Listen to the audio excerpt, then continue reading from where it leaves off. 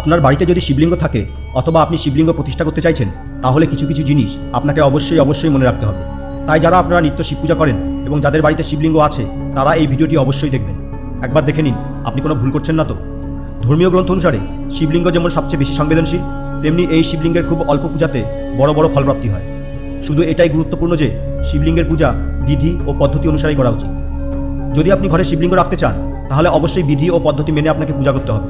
আর যদি আপনি শিবলিঙ্গ ঘরে রাখতে চান না, সেক্ষেত্রে বিকল্প হিসাবে নর্মদা নদীর জল থেকে আমরা যে পাথর পাই, সেই পাথরকে আপনি পূজা করতে পারেন।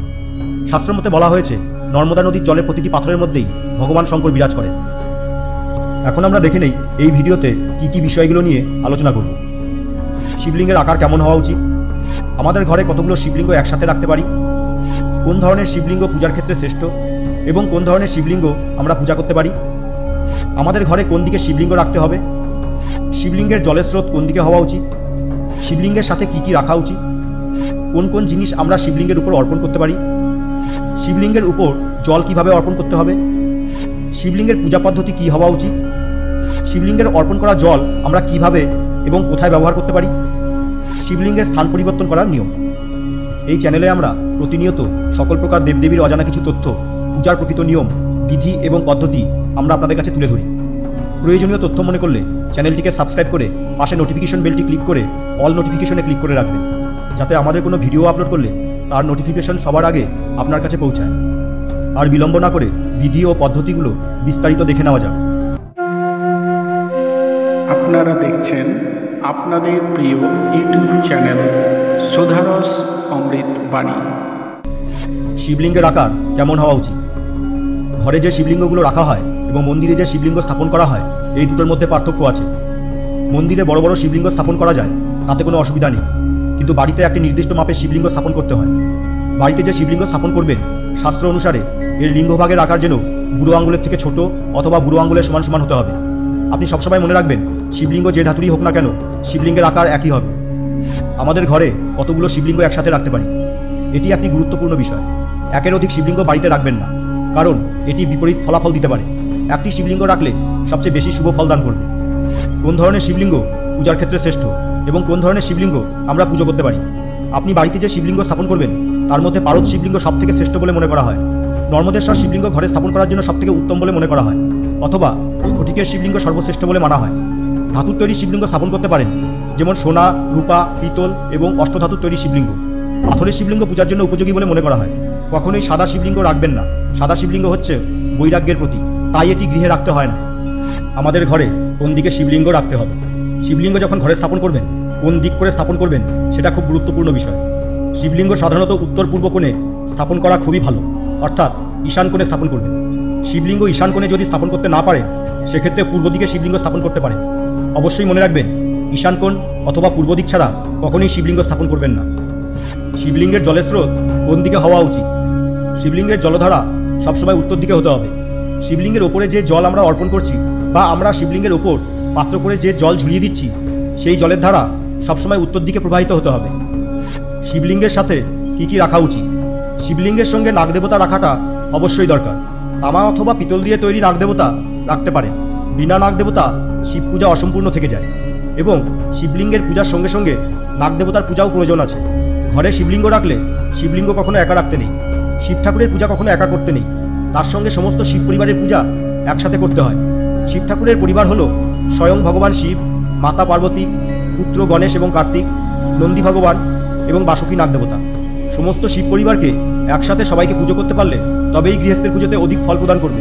সেজন্য শিবলিঙ্গের পাশে মাতা পার্বতী, কার্তিক ও গণেশের একটি ফটো রেখে দিতে পারেন।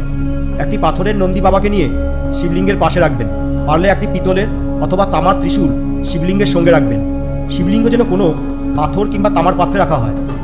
কোন কোন জিনিস আমরা শিবলিঙ্গের উপর অর্পণ করতে পারি। শিবলিঙ্গের সবচেয়ে প্রিয় অর্থাৎ মহাদেবের সবচেয়ে প্রিয় জিনিস বেলপাতা। শুধুমাত্র একটি মাত্র বেলপাতা দিয়ে পুজো করলে তিনি সন্তুষ্ট হন। এছাড়াও মহাদেবের পছন্দের ফুল যেগুলো প্রায়শই পাওয়া যায়, যেমন নীলকণ্ঠ, আকন্দ ফুল, ধুতরা ফুল, ভাট ফুল, গাঁদা ফুল, সাদা ফুল ইত্যাদি, ভাং, সাদা চন্দন, ভস্য, এগুলোতেও মহাদেব বেশি সন্তুষ্ট হন। ভুলেও শিবলিঙ্গে কোনো সময় কেতকী ফুল অর্পণ করবেন না। হিন্দু শাস্ত্র অনুযায়ী কেতকী একটি অভিশপ্ত ফুল। কেতকী ফুল দিয়ে হিন্দু ধর্মাবলম্বীদের কোনো পূজা হয় না। শিবলিঙ্গের উপর জল কিভাবে অর্পণ করতে হবে। ঘরে যে শিবলিঙ্গ রাখা হয় তাতে বলা হয় শিবলিঙ্গ কোনো সময় যেন শুকিয়ে না যায়। শিবলিঙ্গের উপর সর্বক্ষণ জলবর্ষণ করা উচিত। মন্দিরের শিবলিঙ্গে সর্বক্ষণ কেউ না কেউ অভিষেক করেই থাকেন। সবসময় কেউ না কেউ পূজা করার জন্য, দর্শন করার জন্য আসতেই থাকেন।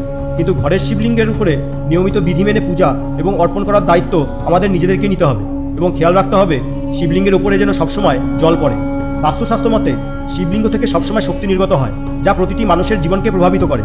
শিবলিঙ্গ থেকে যে শক্তি নির্গত হয় সেটি খুব প্রভাবশালী হয়ে থাকে। এই জন্যই শিবলিঙ্গের উপরে জলের পাত্র ঝুলিয়ে দেওয়া হয়।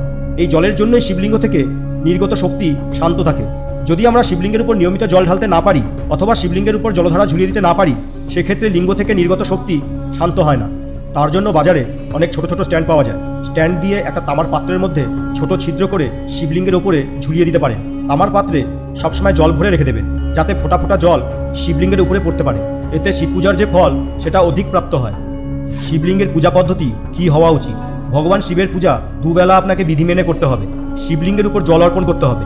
স্নানের সময় বাসুকী নাগ, ত্রিশূল এবং নন্দী মহারাজকে স্নান করাতে ভুলবেন না। স্নান করানোর পর শিবলিঙ্গকে ভালো করে মুছে পাথর বা তামার পাত্রে বসান এবং বাবার মাথায় ওম নমঃ শিবায় বলতে বলতে 3 বার একটি বেলপাতা এবং কিছু ফুল দিয়ে পূজা করতে হবে। এবার আপনি ধূপ প্রদীপ জ্বালিয়ে আরতি করে নেবেন। আরতি করার সময় আপনি অবশ্যই ডান দিক থেকে বাঁ দিকে আপনার ধূপ এবং প্রদীপ ঘোরাবেন এবং শিবলিঙ্গের সামনে বসে শিবের ধ্যান অথবা মহামৃত্যুঞ্জয় মন্ত্র অথবা শিব চল্লিশা মন্ত্র পাঠ করতে হবে। যদি এগুলো করা যায় তাহলে শিবলিঙ্গ খুবই শুভ ফল দেয়, সমস্ত মনস্কামনা পূর্ণ হয়, সংসারে সুখ সমৃদ্ধি নেমে আসে।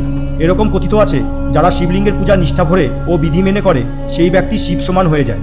এবার আপনি আপনার শিবলিঙ্গকে প্রণাম করে আপনি আপনার পুজো শেষ করুন। শিবলিঙ্গের অর্পণ করা জল আমরা কিভাবে এবং কোথায় ব্যবহার করতে পারি? শিবলিঙ্গের ওপরে যে জল আমরা অর্পণ করি বা শিবলিঙ্গের উপরে যে জলধারা সবসময় পড়ছে, সেই জল কখনোই তুলসী পিঠে বা তুলসী গাছের গোড়ায় দেবেন না। এই জল অন্য কোনো পরিষ্কার গাছের গোড়ায় অথবা পরিষ্কার কোনো স্থানে ফেলে দিতে পারেন। শিবলিঙ্গে স্থান পরিবর্তন করার নিয়ম। আপনি যদি শিবলিঙ্গ এক জায়গা থেকে আরেক জায়গায় স্থান পরিবর্তন করতে চান, সেক্ষেত্রে পাত্রের মধ্যে একটু গঙ্গা জল নিয়ে তার উপর শিবলিঙ্গকে বসিয়ে শিবলিঙ্গের স্থান পরিবর্তন করবেন। যদি শিবলিঙ্গের পূজা বিধি ও পদ্ধতি মেনে যদি ঘরে করতে পারেন তবে শিবলিঙ্গ রাখবেন, না হলে ঘরে শিবলিঙ্গ রাখবেন না। আপনি শিবলিঙ্গ ঘরে রেখে আপনি জল দিচ্ছেন না, পুজো ঠিক সময় মতো করছেন না এবং শিবলিঙ্গের কোনো যত্ন নিচ্ছেন না, পরিষ্কার পরিচ্ছন্ন করছেন না, এরকম অনাদর হলে আপনি ক্ষতির সম্মুখীন হবেন। আপনার সংসারে দুঃখের কালো অন্ধকার নেমে আসতে সময় লাগবে না। এরকম ক্ষেত্রে শিবলিঙ্গ ঘরে না রাখাই ভালো অথবা স্থাপন না করাই শ্রেয়।